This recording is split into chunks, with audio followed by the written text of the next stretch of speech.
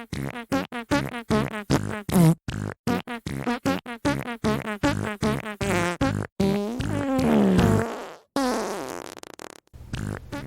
to the Poop Academy, a podcast about all things poop, hosted by Dr. Grunt and Lady Splash. This podcast is not intended to be medical advice. If you or any other person has a medical concern, consult with a healthcare professional immediately. Never disregard professional medical advice or delay in seeking it because of something you have heard in this podcast. If you have a medical emergency, call 911 immediately.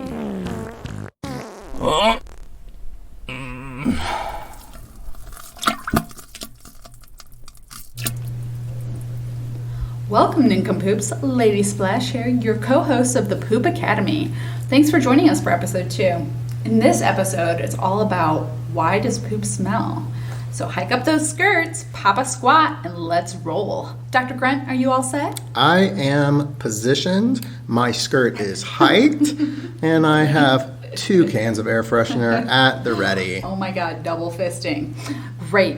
So, everyone has stories about having to use the restroom, and you're walking in and someone else has just dropped a bomb in one of the stalls. So your eyes are watering, you're trying to hold your breath, get in and get out as soon as possible. I know one strategy that I use if I smell a nasty poop is I will immediately reach for the toilet paper and use it as a mask, like a filter to put over my mouth and nose so I do not breathe it in. It smells like rotten eggs mixed with vinegar left outside on a hot day. What gives? That is pretty pungent. My eyes are watering a little bit actually just hearing about it. So I think, all of us have been traumatized by some post-poop odors. And we've all had to contend with that cloud of doom walking into a restroom. So let me ask you, why exactly does poop stink? Do you know? Not off the top of my head. It's Charles Darwin, evolution. Oh, you've got my attention. I love old Charlie. What is poop's role in our evolution, though? So you know how some animals spray urine during mating season, or they'll rub up against a tree to leave scents, like marking a territory or to ward off competitors? Our poop is kind of like that. It plays a similar role. Okay. The scent it sends is like a warning to stay away. Poop can smell pretty bad. I mean, I'm sure it smells so bad that some people can pass out from it. You get too close to the stench and it can be overwhelming.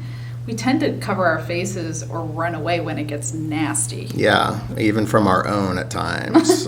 You know how we have our physical immune system? Like we get a bacterial infection or a viral infection or something like that, and our body can fight it until we need a little bit of help. Our body also has a behavioral immune system. So when we have something gross, like a disgusting reaction to poop, our body is get away, because, there's some creepy critters in there that could be pathogenic. As we talked about in our last episode, we went over how poop has bacteria, fungus. When we're talking about poop and its ability to infect people, we really need to think about that it's not a toy to play with. Don't go batting it around with your friends. You're not a chimpanzee. Be better than that. Yeah, exactly. This is not a time for parents to give their babies their diapers and be like, oh, new toy, have at it. No. Fecal bacteria is actually more resilient and potentially worse than just regular bacteria out in the environment. Okay.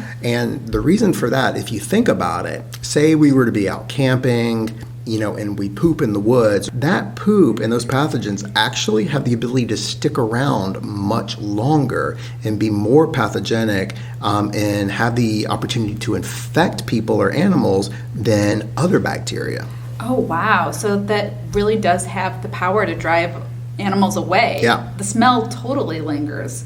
What gives poop this really nasty smell that we all seem to hate? Yeah, and you notice that no one poop smells the same. Yeah, because it's a mixture of chemicals.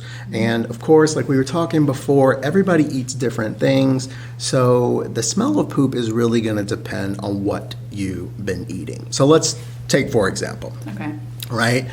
You eat eggs, you eat fish sauce, sauerkraut, and other really pungent things going in, they're going to be pretty pungent coming out as well. And then you think about mixing some of those together, it's even going to compound the effect. And the reason that is because each food actually activates different of those critters, those bacteria in your gut.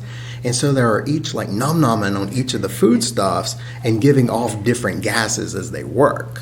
Wow, so it's like they're eating and farting inside of you, and then you're farting out their farts, right? Okay, that is a new concept. Yeah, we are filled with bacteria fart. Heard here on the Poop Academy. So to be more specific, can you talk about any more chemical culprits? I mean, I can think of a few, but I know you've got a pretty detailed list up in that nugget. Yeah, so, there are thousands of chemicals, Okay. right? Different molecular makeups and all that good stuff. But if people kind of want to have a good basic knowledge of some of the stank chemicals, we'll give them 4, okay? I think that's enough. That's fair enough, yeah. Fair enough, all right? So let's start with methyl sulfide, right? Methyl sulfides are found in a lot of vegetables that we cook, okay? Think cabbage, All right. Brussels sprouts. I mean, it stinks when we're cooking it. It stinks when we fart it, and it stinks when we poop it, okay? Methyl sulfides. Okay, the next one is indole. Now, this is actually a really common test that's used in microbiology labs because it's associated with a lot of bacterial species. It's found also, interestingly, in coal tar, and it's also a constituent of flour scent. If you think about some really complex smells to poop, it probably comes from this. Any little burning smells sometimes may come from this. Yeah, I've had that scent before, and it feels like there's a fire inside, and that's just smoke coming out. Yeah. So the next one is scatol. So, scat, poop. So this is actually a chemical breakdown from the amino acid tryptophan. We know tryptophan, turkey, put you to sleep. Once tryptophan gets broken down, your body produces scatol. And what's really interesting is this is a flower scent that's found in orange blossom. I find that hard to believe. I mean, have you ever pooped and your poop smells like orange blossom? I have not. I mean, if you could make that happen, I'm sure we wouldn't be doing this podcast Yeah, right it now. might actually be an end to World War. Scatol orange blossom poop on shelves at Walmart. The last one is another sulfide, and this is probably the one people are most familiar with. It's hydrogen sulfide. This is pretty nasty compound. It's colorless, it's corrosive, pretty poisonous, and it's flammable. So this is the stuff that makes poop smell like rotten eggs. So all of these can be kind of mixed together, and it's like a perfumerie, right? Yeah, Eau de perfumerie. toilette. There you go. Like a butt perfume, as you would say. You know what's really interesting, though, that we say that, and we joke about this stuff, but each of us have our own signature scent. When you studied pediatrics in school, and when you were changing the baby diapers, and all of it was just demonic.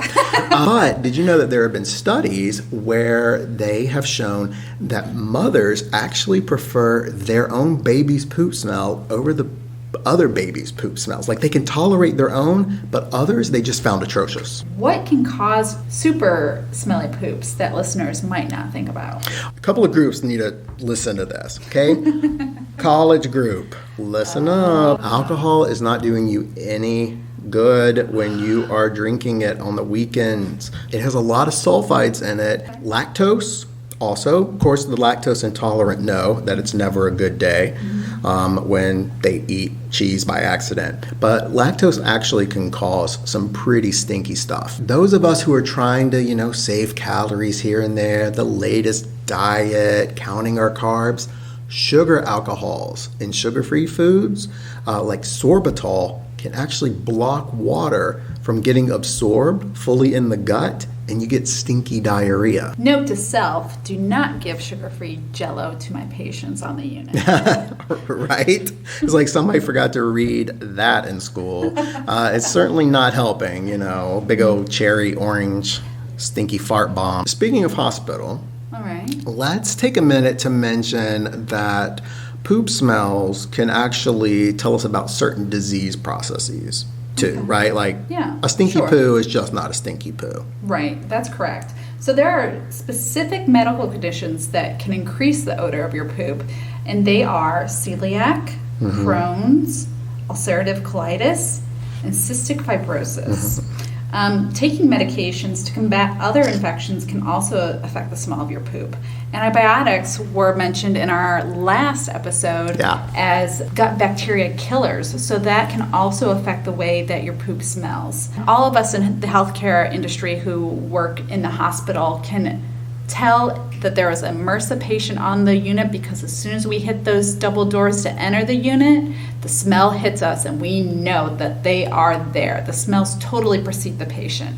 And of course, last but not least, food allergies like gluten resistance and lactose intolerance will also affect your bowel movements. You had mentioned previously that they're actually increasing in commonality. So the more that we see some of these food allergies, we might be seeing some GI issues popping up too. All right, nincompoops, I want to give a quick pass of that air freshener, light a match or 12. We have completed our duty. Get it?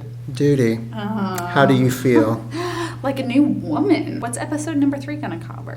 And we're going to tackle poop form and consistency. Sounds oddly like an avant-garde art class or gourmet cooking course. Butt batter. Fun guaranteed. Hey, bring your cookie cutter. Oh, yes. Until next time, nincompoops, for Dr. Grunt, wash your hands and join us on the Poop Academy.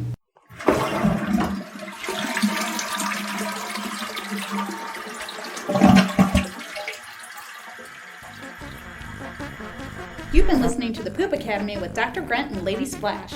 Subscribe to our podcast to become a nincompoop and share the joy of learning about poop with your friends. Got ideas and comments? Send us a message at thepoopacademy@gmail.com and your idea or commentary could be featured on a future episode. Don't forget to follow us on social media. We're on Facebook, Twitter, Tumblr, Instagram, and YouTube. Just search for The Poop Academy. And don't forget to leave a rating and review to get the podcast in front of more eyes. It's very appreciated. Thanks to Kevin MacLeod and Mike Kooning for music and sound effects available at Creative Commons.